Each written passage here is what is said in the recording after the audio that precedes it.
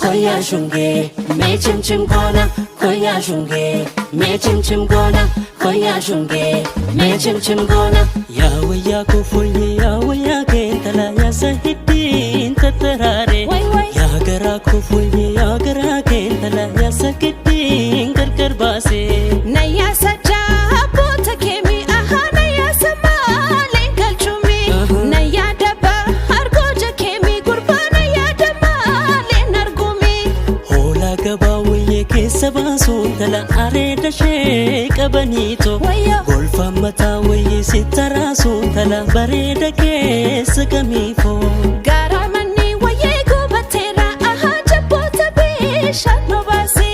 Baredana haya fuda tera gurbata emima kenolasi. Lafa gabawiye baya basantala hola molko tokondedi.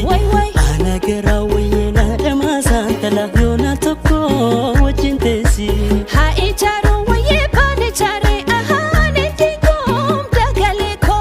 Ha inafo waye pane nafe gurbano nisum jalaleko.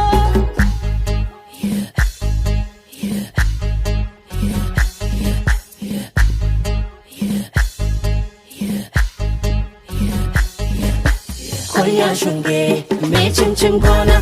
Koya shunge, me chim chim gona. Koya shunge, me chim chim gona. Koya shunge, me chim chim gona. Koya shunge, me chim chim gona. Mana tijaratin bekantala kulenga ba dafinoti. Nama tijaratin bekantala nama gara nukateti. Dugugurun waye funchinacha ahar bagabe latunyate.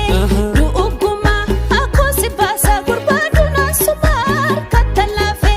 Muka bada waye balanya tutalana erki bala walensu. Uba kabda waye wana rasu talana erki wana jabesu. Haguga